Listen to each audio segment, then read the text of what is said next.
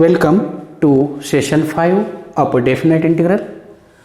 We have seen first three properties of a definite integral. First property, if upper limit and lower limit are same, then value of the definite integral is 0. Second property, if we interchange the limit, definite integral changes its sign. And third property, definite integral is independent on variable. Up till we come. Now turn towards fourth property. If this is a closed interval, say a to b, but in between a to b, say here anywhere c is a point, then definite integral can be split up into two parts. समजा आपल्याला कोपरगाववरून पुण्याला प्रवास करायचा आहे, मग मध्ये नगर आहे, direct गाडी नाही, मग आपण काय करणार, इथून नगरला जाणार, नगरवरून पुण्याला जाणार, प्रवास तेवढाच होणार. तोच तर हा इंटिग्रल सांगतो. ए टू बीच्या मध्ये if between a and b there exist c, then definite integral split up into a to c and c to b. Distance is same, value is same. कसं, लेटस प्रूफ. मग proof बघा, proof. Let again in indefinite integral we know its integral and let it be say gx plus c.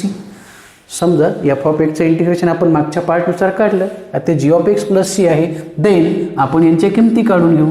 Then what our definition says a to b f of x dx equal to g of x plus c from a to b, and if we calculate it, its value is g of b minus g of a. Then if interval is a to c, then what is its value? G of x plus c from a to c, and its value is g of c minus g of a, upper limit minus lower limit. Also integration of c to b f of x dx सगळ्यांच्या value काढून घेतल्या तर त्या काही g of x plus c from c to b, and its value is g of b minus g of c. बघा value काय value आली, c to b f of x dx equal to g of x plus c to b, which is equal to g of upper limit minus g of lower limit. सगळ्यांच्या value काढल्या. नाव RHS equal to, नाव right hand side काय आहे, right hand side घेऊ. a to c f of x dx plus c to b f of x dx. am I correct? टाका किमती. a to c f of x dx याची किंमत आहे g of c minus g of a plus c to b f of x dx, whose value is g of b minus g of c. Bracket open करा, काय राहिला, g of c minus g of a plus g of b minus g of c plus g of c minus g of c. Cancel. Okay, positive पहिल्यांदा घ्या, मग g of b minus g of a, आणि ही कोणाची किंमत आहे, g of b minus g of, ही कोणाची किंमत आहे, a to b f of x d x. कशावरनं, फ्रॉम 1 वरनं. ह्या किमती कुठनं टाकल्या, फ्रॉम 2 and 3. ह्या व्हॅल्यू कुठनं टाकल्या, फ्रॉम 2 and 3, आणि ही झाली तुमची लेफ्ट हँड साईड. आणि अशी ही प्रॉपर्टी. सिंपल पार्ट आहे. पुन्हा बघा काय केला मी, integration of a to b काय मानला, g of x plus c. Then by fundamental theorem of integral calculus a to बीची व्हॅल्यू काढली, ती जी आली g of b minus g of a. नंतर राईट साईडची पहिली ए टू सीची व्हॅल्यू काढली, ती आली g of c minus g of a. Then c to बीची व्हॅल्यू काढली, ती आली g of b minus g of c. नंतर RHS घेतली आणि 2 आणि 3 वरनं त्यांच्या किमती टाकल्या. सिम्प्लिफाय केलं, जी ऑफ सी कॅन्सल झाला, g of b minus g of a, आणि ती कुणाची व्हॅल्यू आली, ही कुणाची व्हॅल्यू आहे, ही कुणाची व्हॅल्यू आहे, एक नंबरनुसार a to b f of x d x आहे, आणि तीच तुमची LHS आहे. आणि अशी ही प्रॉपर्टी आहे. ओके, ही पण एक छान प्रॉपर्टी आहे, हिने स्प्लिटिंग करता येतं. ओके, बघूया हिच्यावरचा आपण एक एक्झाम्पल. बघा, हा या प्रॉपर्टीवरचा problem. Integration of -1 to 1 mod of 5x - 3. Mod of 5x - 3. आता मॉड म्हटलं की दोन व्हॅल्यू येतात. मॉडला दोन व्हॅल्यू येतात. पहिली व्हॅल्यू काय येईल? पॉझिटिव्ह येईल. कधी माहिती आहे ना? 5x - 3 पहिली व्हॅल्यू समजा आपण निगेटिव्ह घेतली तर कधी? जर 5x - 3 लेस दॅन 0 असेल तर, म्हणजेच x लेस दॅन 3/5 असेल तर 3/5 म्हणजे किती हो? 0.6. 0.6 तुमच्या इंटरवलमध्ये आहे. बघा, हा -1 आहे, हा +1 आहे. इथं कुठंतरी इथं 0 येईल आणि इथं कुठंतरी 0.6 येईल, म्हणजेच 3/5 असेल. ओके, नंतर याची किंमत दोन किमती घेतो. हा जर फॅक्टर निगेटिव्ह आला तर मायनस व्हॅल्यू, आणि जर 5x - 3 greater than equal to 0 आला म्हणजेच x greater than equal to काय येईल? 3/5.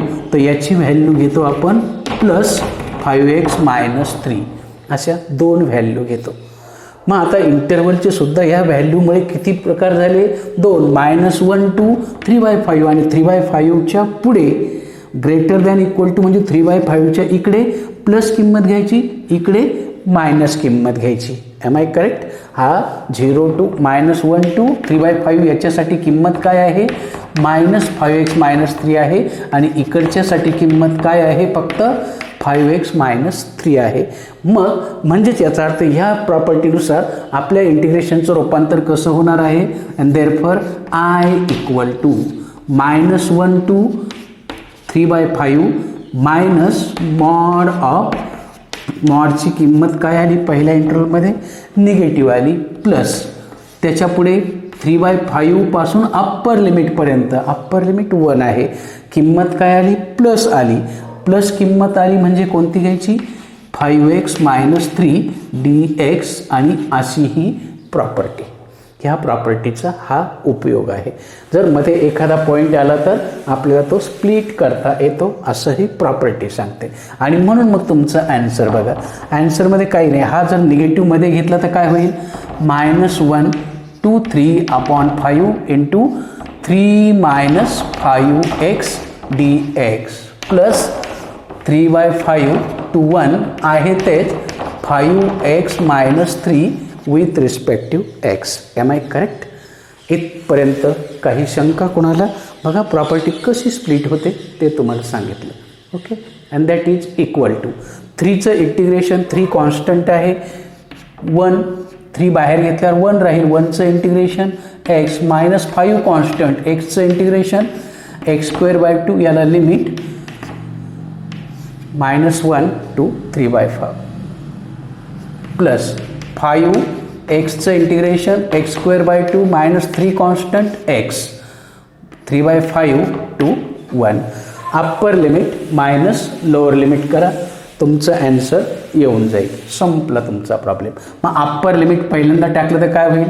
3 × 3/5 9/5 मायनस 5/2 × 3/5चा स्क्वेअर 9/25. हे झालं अप्पर लिमिट.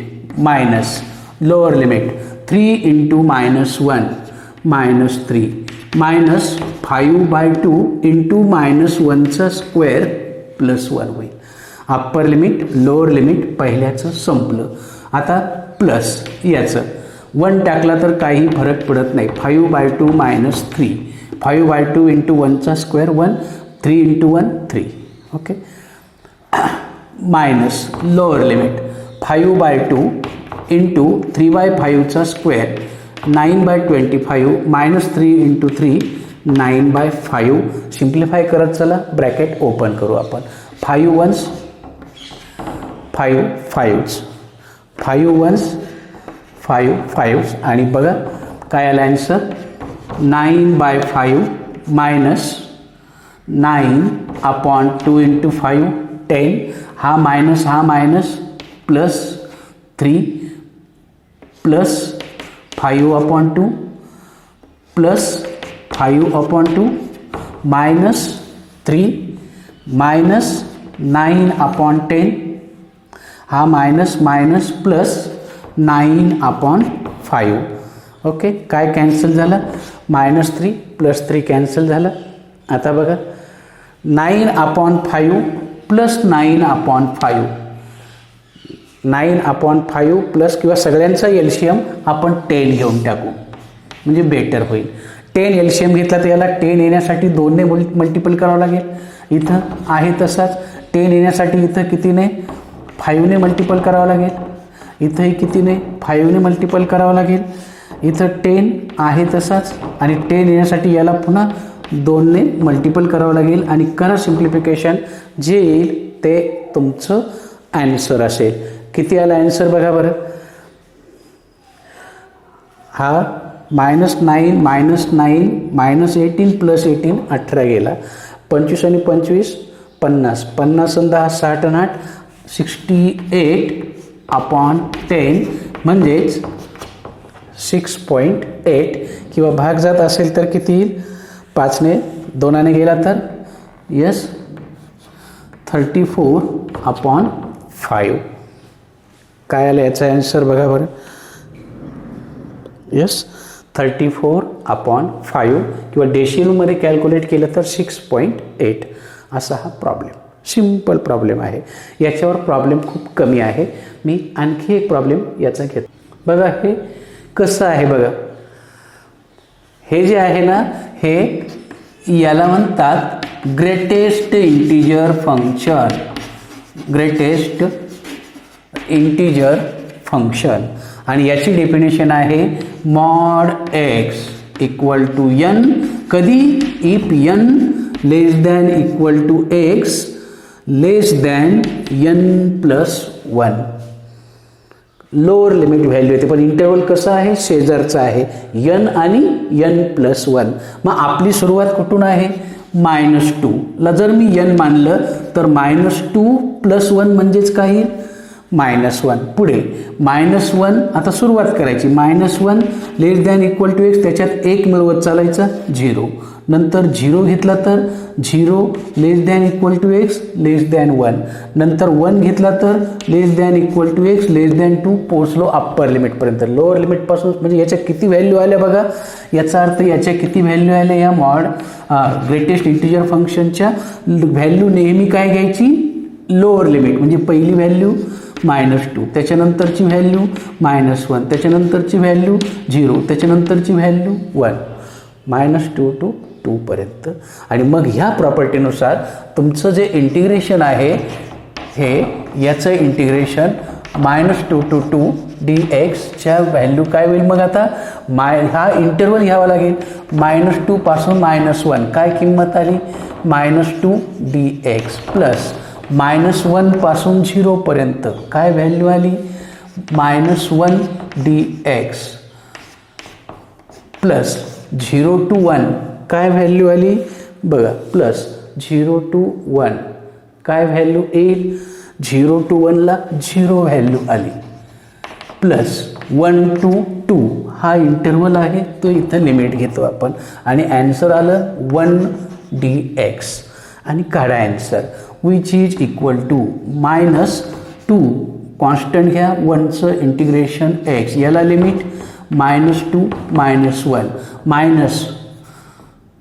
मायनस 1चं इंटिग्रेशन x यालाही लिमिट -1 to 0 0ची 1चं इंटिग्रेशन पुन्हा x याला लिमिट 1 to 2 काढा ॲन्सर.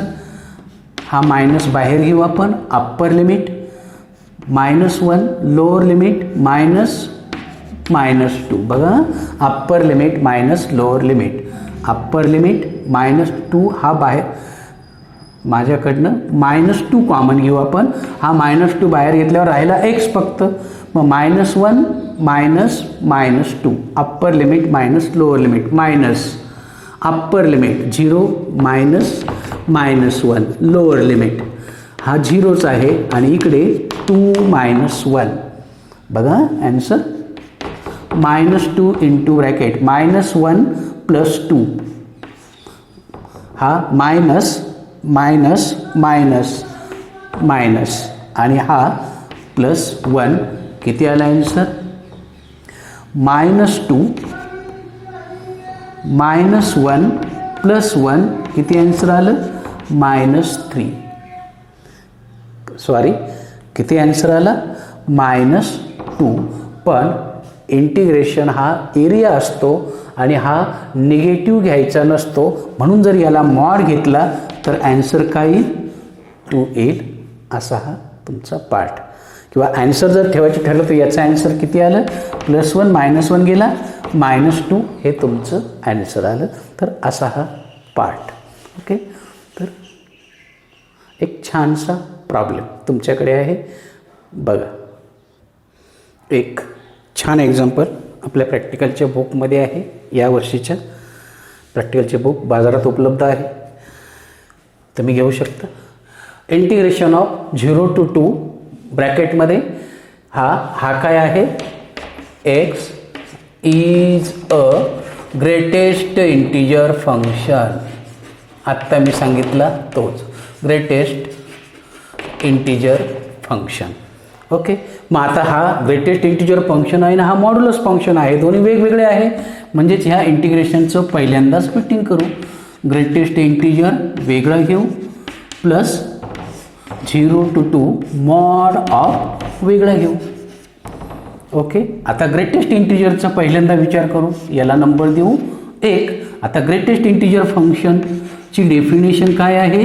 n. कधी? n <= x n+1 and therefore याची पहिली किंमत 0. जर n घेतला, लोअर लिमिटपासून 0 करायचा, तर त्याच्यात एक ॲड करायचा म्हणजे <1 आणि 1 <= x <2 0 to 2. पण याची व्हॅल्यू इथं येईल 0. लोअर लिमिट नेहमी व्हॅल्यू येते 1 या तुमच्या किमती. हे झालं ग्रेटेस्ट इंटिजर फंक्शनच्या बाबतीत. आता राहिलं मॉड्युलस फंक्शन. यालाही 2 किंमत आहे. मायनस किंमत कधी असते? इफ x - 1 <1 म्हणजेच x <1. इंटरवल 0 to 2 आहे आणि याची व्हॅल्यू प्लस येईल. कधी? जर x - 1 > 0 म्हणजेच x <1 असेल तर व्हॅल्यू प्लस घ्यायची आणि <1 असेल तर व्हॅल्यू मायनस घ्यायची. इंटरव्हल आपला 0 to 2 आहे, याच्यामध्ये 1 आहे. मग इकडे व्हॅल्यू मायनस, इकडे व्हॅल्यू प्लस, असे हे 2 प्रकारचे फंक्शन. आणि मग आता याचं ॲन्सर बघा कसं लिहिता येतं. अँड देअरफॉर पहिल्यांदा greatest integer function equal to, त्याचं स्प्लिटिंग होईल. 0 to 1 मध्ये काय व्हॅल्यू घ्यायची? 0 विथ रिस्पेक्ट टू एक्स आणि 1 to 2 मध्ये लोअर लिमिटची व्हॅल्यू 1 dx. ह्या झाला ग्रेटेस्ट इंटिजर फंक्शनचा प्रश्न मिटला. प्लस आता मॉड आलं. मॉडलाही 2 किमती आल्या. 0 to 1 ला काय किंमत आहे? -x - 1 आणि 1च्या पुढे काय किंमत आहे? व <1 ला काय किंमत आहे? फक्त x - 1 with respect to x. बस, बाकी काहीच नाही या प्रॉब्लेममध्ये. स्प्लिटिंग आहे, संपला प्रॉब्लेम. 0चं इंटिग्रेशन 0 जरी बाहेर घेतला तरी 0 इंटू समथिंग 0च आहे. 1चं इंटिग्रेशन x, याला लिमिट 1 to 2. ओके, हे लिमिट आहे, फंक्शन आहे. मायनस किंवा मायनस आतमध्ये घेतला तरी पण चालेल. 1 - x होईल. 1चं इंटिग्रेशन x -xचं इंटिग्रेशन x²/2. याला लिमिट आहे 0 to 1. पुन्हा तेच x²/2 -x. हे काय आलं माहिती आहे ना? हे निगेटिव्हमध्ये घेतलं म्हणजेच याचं रूपांतर काय तयार झालं? 1 - x. म्हणून 1चं x -x²/2 upper limit lower limit. बघा तुमचं ॲन्सर काय आलं? Which is equal to 0 plus upper limit minus lower limit. Upper limit, हे अप्पर लिमिट आहे, मायनस लोअर लिमिट 0ची. 0चा स्क्वेअर 0 झाला दुसरा पार्ट. तिसरा पार्ट अप्पर लिमिट 4/2 2 -2 हे झालं upper limit minus lower limit 1/2 -1 upper limit minus lower limit. हे याचं upper limit minus lower limit, आणि हा पण तोच आहे. मग दोनातून एक गेला, एक. 1 मायनस 1/2 1/2 प्लस 2 मायनस 2 गेला. ओके, काय राहिला? मायनस 1/2 मायनस 1 मायनस 1/2 मायनस 1/2 पुन्हा प्लस 1/2, आणि म्हणून तुमचं ॲन्सर किती आलं? 2 आलं. बघा, 1/2 प्लस 1/2 1 म्हणजे तुमचा ॲन्सर 2, आणि असा हा problem. Okay. Also this problem belongs to our practical book. हा पण एक छान प्रॉब्लेम आहे. बघा, एक सिम्पल आहे, एक ग्रेटेस्ट आहे. आपल्याला ग्रेटेस्ट इंटिजरची डेफिनेशन माहिती आहे. n कधी not greater than equal to n plus 1. हा ग्रेटेस्ट इंटिजरचा फंक्शन आहे. मग तुमचा इंटरवल काय आहे? 0 to 2. मग लोअर लिमिटपासून 0 सुरुवात करा, 0. फक्त याच्यात किंमत टाकत चालायची. कुठपर्यंत? अप्पर लिमिटपर्यंत. 0 प्लस 1 1. नंतर इंटरवल काय सुरू होईल? हा जिथं स्टॉप होईल तिथं हा सुरू होतो. 1 लेस दॅन इक्वल टू x. 1 मध्ये 1 मिळवा या डेफिनेशनमध्ये, n ऐवजी 1 मिळवा, 2. नंतर 2 लेस दॅन इक्वल टू x, 1 मिळवा, 3. 1चा इंटरवल असतो फक्त लेंथ, आणि संपलं, अप्पर लिमिटला आलो. आता याची व्हॅल्यू काय घेतो? नेहमी not greater than equal to n, ही व्हॅल्यू घ्यायची. लोअर लिमिट, याची व्हॅल्यू 1, याची व्हॅल्यू 2. ओके. आता ह्या व्हॅल्यू घेतल्या तर ह्या इंटिग्रेशनचं रूपांतर काय होईल? मग बघा, x ऑलरेडी मल्टिपल आहे, 0 to 1. ओके, हा x इंटू याची किंमत काय घ्यायची?